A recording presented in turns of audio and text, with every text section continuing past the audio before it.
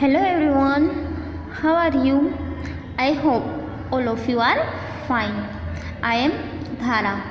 In last video of your class 7, chapter number 6, the triangle and its property, we discussed the type of triangles. There are two types of triangle. First one जो था वो है equilateral triangle and second one है आइसोस्केल triangle. तो हमने ये दोनों triangle की प्रॉपर्टी भी देखी थी. ओके, तो आज का हमारा जो टॉपिक है वो है प्रॉपर्टी ऑफ ट्राइंगल. क्या है? प्रॉपर्टी ऑफ ट्राइंगल, यानी कि जो ट्राइंगल है, हम जनरल प्रॉपर्टी की बात कर रहे हैं कि जो ट्राइंगल, कोई भी ट्राइंगल होता है, चाहे वो इक्विलैटरल है, आइसोस्केल है, स्केलेन है, कोई भी ट्राइंगल जो है तो उसकी जनरल प्रॉपर्टी, तो वो जो प्रॉपर्टी है वो क्या है कि sum of two side is always greater than the third side. Okay, कि ट्राइंगल, कोई भी ट्राइंगल है, कि मान लो कि आपके पास कुछ ऐसा ट्राइंगल है, तो क्या है प्रॉपर्टी कि the sum of two side is always greater than the third side. मतलब कि यहाँ point A, point B, point C, तो टू साइड मतलब मैं ये साइड और ये साइड, ये दोनों की बात कर रही हूँ. तो side A B and B C, अगर मैं ये दोनों का सम करूँगी तो वो क्या होगा? Always greater then third side में, यानी कि तीसरी साइड कौन सी है? ए सी. तो ये दोनों का सम है वो ए सी से ऑलवेज बड़ा होगा. तो हम क्या कह सकते हैं? A B plus B C is always greater than A C. Okay, फिर कोई भी साइड्स हो सकते हैं, बी सी भी हो सकती है एंड ए सी भी हो सकती है. तो क्या होता है? बी सी प्लस ए सी. तो ये दोनों का सम करूँगी तो वो किससे बड़ा होगा? ये साइड, तीसरी साइड कौन सी है? A B. ओके, फिर ऐसा भी हो सकता है कि ए बी प्लस ए सी, ये दोनों साइड, ये साइड एंड ये साइड, तो इसका सम करूँगी तो वो किससे बड़ा होगा? B C.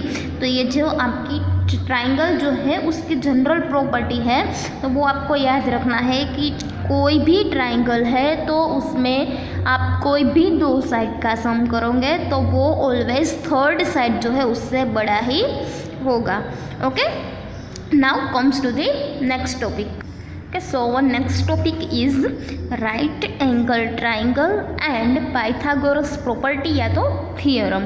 तो पहले right angle triangle क्या है? तो अभी तो आप लोगों को right angle मतलब मालूम नहीं पड़ जाता है कि कोई भी ट्राइंगल है उसमें एक एंगल कैसा होता है? 90 डिग्री का. तो इसे हम क्या कहते थे? Right angle triangle. तो हमने इस चैप्टर के स्टार्टिंग में ही टाइप्स ऑफ ट्राइंगल देखे. तो there are two types of triangle. First one जो था वो based on side and second था बेस्ड ऑन एंगल. तो हमने बेस्ड ऑन एंगल में 3 ट्राइंगल देखे थे, acute angle triangle, obtuse angle triangle and right angle triangle. तो ये था राइट एंगल ट्राइंगल. तो आप लोगों को पता है कि कोई भी जो ट्राइंगल है उसमें एक एंगल अगर 90 डिग्री का है तो इसे हम क्या कहते हैं? Right angle triangle. ओके, फिर राइट एंगल ट्राइंगल कोई भी तरह, इस तरह से भी हो सकता है, इस साइड ऐसे भी हो सकता है, कोई भी डायरेक्शन में. ये अगर एक एंगल 90 का है तो वो आपका क्या होगा? Right angle triangle. अब क्या है? तो नेक्स्ट आपका है टॉपिक जो है वो है पाइथागोरस प्रॉपर्टी. तो पाइथागोरस प्रॉपर्टी, तो कोई जो एंगल आपका 90 डिग्री का है, राइट एंगल है, उसकी ऑपोजिट साइड, तो ये ए बी एंड सी, तो यहाँ एंगल बी जो है वो आपका राइट एंगल है 90 डिग्री, तो इसकी ऑपोजिट साइड तो कौन सी होगी? ये ए सी जो है वो बी की ऑपोजिट साइड होगी.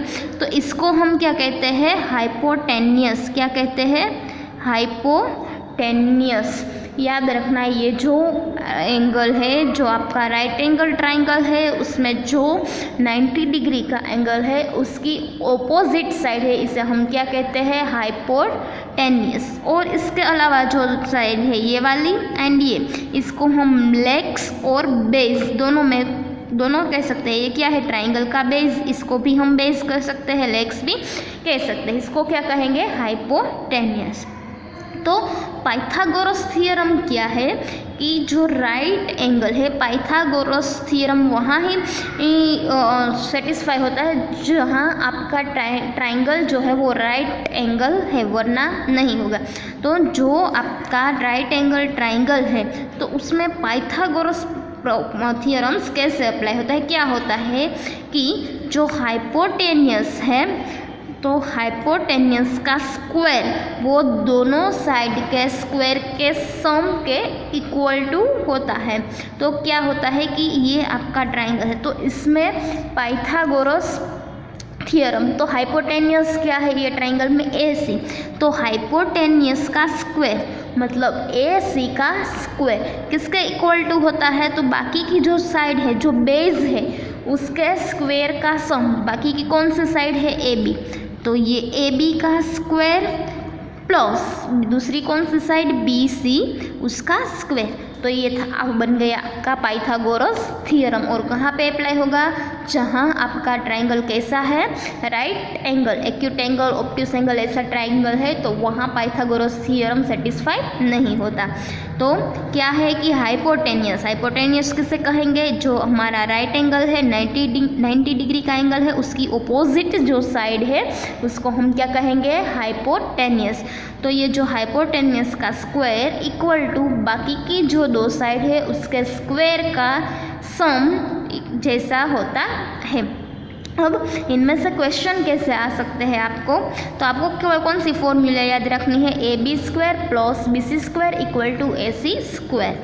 तो इनमें से क्वेश्चन आ सकते हैं लाइक दिस कि आपको ये दिया है राइट एंगल, ये एंगल 90 का, तो यहाँ पाइथागोरस थ्योरम अप्लाई होगा, आपको यहाँ PQR। अब क्वेश्चन ऐसा है कि यहाँ आपको QR 12 सेंटीमीटर है, क्या है QR 12 सेंटीमीटर एंड PR जो है वो 5 सेंटीमीटर है।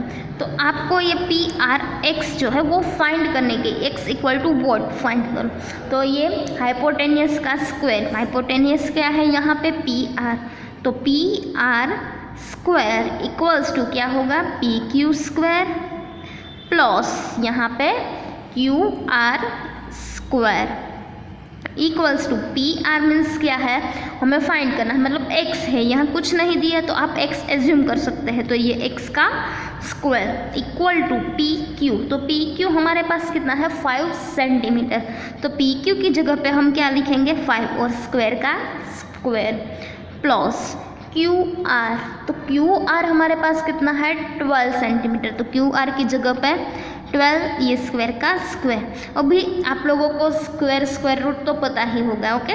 तो जिसको स्क्वायर रूट अभी तक नहीं आ रहा है उसको 20 तक तो स्क्वायर रूट आना ही चाहिए कि 20 का स्क्वायर रूट 20 तक आपको लर्न कर लेना है, ओके। तो 5 का स्क्वायर मतलब 5 5 25, तो 5 का स्क्वायर क्या होगा 25 प्लस 12 का स्क्वायर 12 12 144। अब ये दोनों का हम क्या करेंगे सम, 144 प्लस 25, तो इसका सम होगा 169।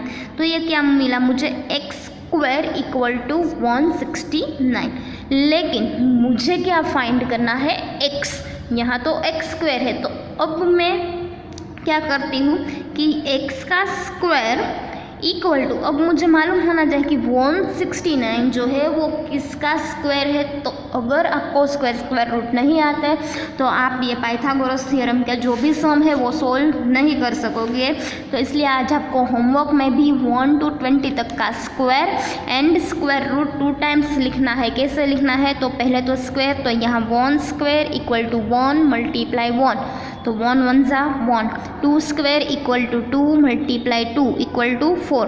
ऐसे 20 तक स्क्वायर लिखना है। और स्क्वायर रूट कैसे लिखना है, तो कि square root of 1 equal to 1, square root of 4 equal to 4 का स्क्वायर रूट क्या होगा 2, फिर 3 9, तो 9 का स्क्वायर रूट 3। ऐसे आपको स्क्वायर रूट लिखना है।